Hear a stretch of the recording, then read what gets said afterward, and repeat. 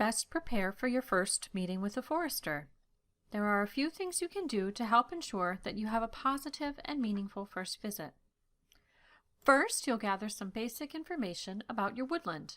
Then, you'll start thinking about the interests and goals you have for your woodland. Finally, you might consider jotting down any specific questions or concerns you might want to discuss with the forester. Let's look through each of these tasks in more detail. We'll start with the basic details you should gather about your woodland. First, take note of some basic information about yourself and your property. You'll share your contact information so the forester can reach you. Most foresters will also want to know the property location and acreage, both total and forested, the year you acquired the property, and whether the property is your primary residence. The forester might also ask what interested you about having a forester visit your property. Let's move on to your interests and goals. Your forester will likely ask a few questions about your ownership and property use. These questions are meant to get you thinking about the overall goals you have for your land. For example, the forester might ask why you own your woodland in the first place. Perhaps you feel your woodland is the perfect place to raise your family or to gather with your friends. Maybe it gives you valuable opportunities for recreation, like hunting, viewing wildlife, riding your ATV, or protecting nature. Or it could be that you see your woodland in a more practical way, such as a source of income from timber sales or as an investment. Maybe you gather firewood from your woodland or sap from maples to cook into syrup, or boughs to make wreaths. Now think about what activities you most enjoy doing on your woodland. Do you camp or ski? Or maybe you love the peaceful hum of forest sounds on a long hike.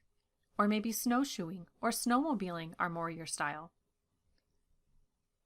Another question the forester might ask is what kinds of work you or previous owners may have done on the property. This may include any past experiences you may have had with the forester or logger. What kinds of work did these professionals do for you? Did they provide you with a plan to work from? Any work that's been done by you or by others will be of interest to the forester. For example, have trails been established? Maybe you've made efforts to treat or control areas affected by invasive plants. Or perhaps you've taken strides to reduce unwanted insects or diseases. Whether these past efforts seem big, like harvesting timber, or small, like planting a few new trees, they will help your forester gain deeper insight into potential goals you may want to pursue. Whatever you value about your woodland, your forester can help you translate your values into achievable goals that will protect your land for years to come. Finally, as your visit with the forester approaches, you might find you have questions or concerns you'd like to discuss. No matter how general or specific your questions are, the forester is there to help. You can jot down your questions and concerns or just keep them in mind when you meet. You and the forester will use these questions, as well as the other information you provide, to talk through next steps for managing your woodland property. In summary, as you prepare to meet with the forester, you'll gather basic information about your woodland. You'll consider the interests and goals you have for your land, and you'll document any questions or concerns you'd like to discuss. Taking these 3 simple steps will prepare you for a successful first meeting with your forester.